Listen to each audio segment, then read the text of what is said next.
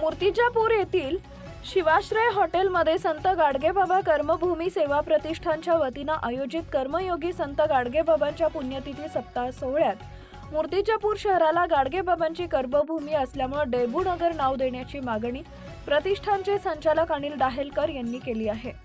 संत गाडगेबाबांच्या 150व्या जयंतीपासून दरवर्षी जाणीव मानवतेची या उपक्रमाअंतर्गत गरजू व्यक्तींना रुग्णसेवा साहित्य पुरवण्यात येणार असल्याची घोषणा केली आहे। शिल्पकार प्रकाश उमाळे, चित्रकार गोपाल पवार, सामाजिक कार्यकर्ते अशोक तिडके यांना शाल, श्रीफळ व प्रमाणपत्र देऊन गौरवण्यात आले।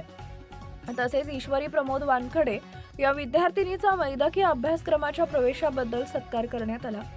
सामाजिक कार्यकर्ते मिलिंद तायडे यांच्या अध्यक्षतेखाली या कार्यक्रमाला प्रमुख अतिथी म्हणून गाडगेबाबांचे पंतू सतीश सोनोने, सुभाष टाले उपस्थित होते। सर्वप्रथम संत गाडगेबाबा यांच्या प्रतिमेचं पूजन, हार, पुष्प अर्पण करून अभिवादन करण्यात आले। त्यानंतर गाडगेबाबांच्या शिल्पाकृतीचं अनावरण करून जाणीव मानवतेची या अभिनव अभियानाचा शुभारंभ करण्यात आला।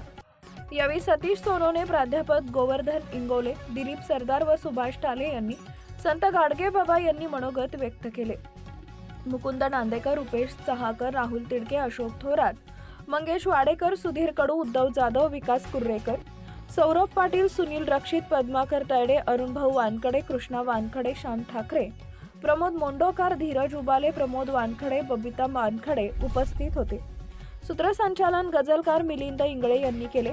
सुनील डाहेलकर यांनी आभार मानले। संध्या डाहेलकर, गजानन खंडारे यांनी परिश्रम घेतले। प्रतिष्ठानच्या वतीनं एक अनोखा उपक्रम आणि नाविन्यपूर्ण असा उपक्रम या ठिकाणी आपण राबवणार आहोत की ज्यातून जसं एक माणुसकीची भिंत काही दिवसापूर्वी आपल्या संपूर्ण महाराष्ट्रात आपल्याला पाहिली, तर त्याची आमच्या संकल्पनेतच ते असताना आमच्या मार्गदर्शक इंगोले सर, गोवर्धनजी इंगोले सर यांनी अशी हे केलं की आपण कुठेतरी एक